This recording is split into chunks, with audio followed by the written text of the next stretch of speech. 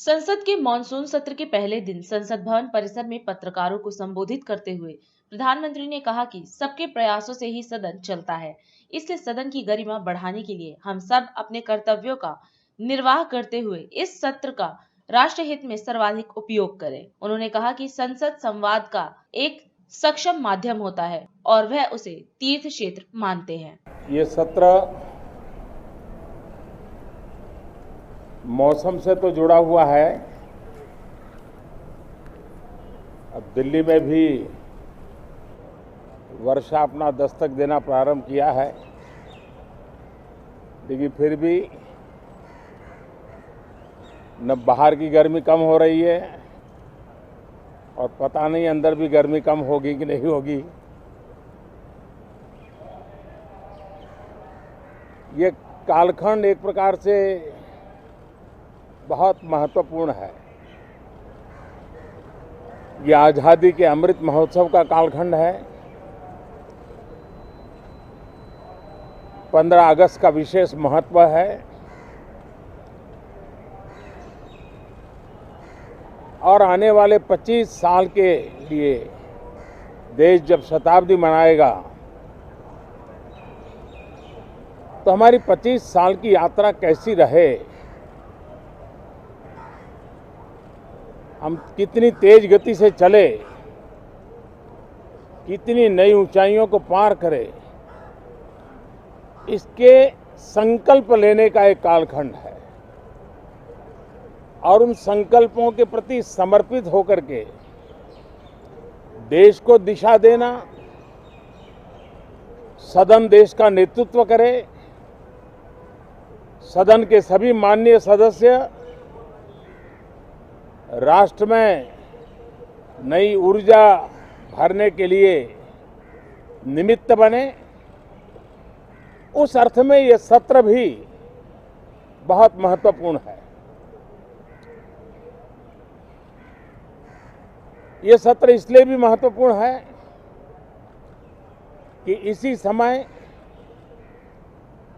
राष्ट्रपति पद और उपराष्ट्रपति पद के चुनाव हो रहे हैं।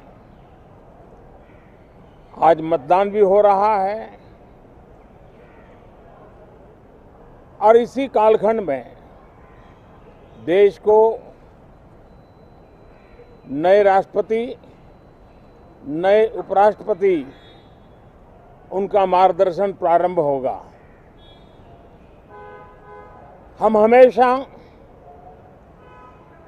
सदन को संवाद का एक सक्षम माध्यम मानते हैं, तीर्थ क्षेत्र मानते हैं, जहां खुले मन से संवाद हो, जरूरत पड़े तो वाद विवाद हो,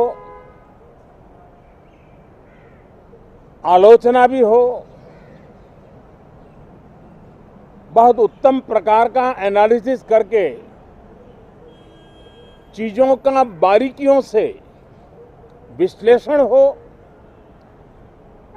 ताकि नीति और निर्णयों में बहुत ही सकारात्मक योगदान हो सके। मैं सभी आदरणीय सांसदों से यही आग्रह करूंगा कि गहन चिंतन, गहन चर्चा, उत्तम चर्चा और सदन को हम जितना ज्यादा प्रोडक्टिव बना सके,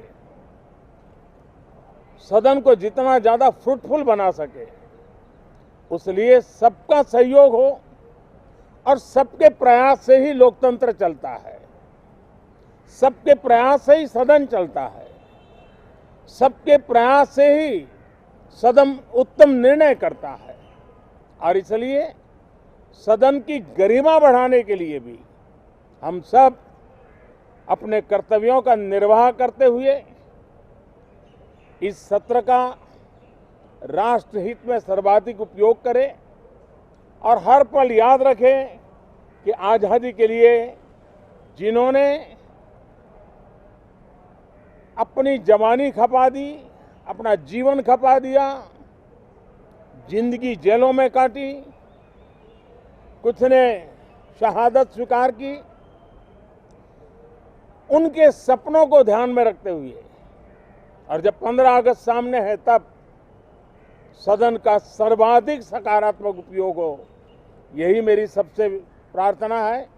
आप सबका भी बहुत बहुत धन्यवाद। 26वें वर्ष में आपके लोकप्रिय समाचार पत्र इंडिया दर्पण का प्रवेश। आप देखते रहें अपने क्षेत्र की खबरें।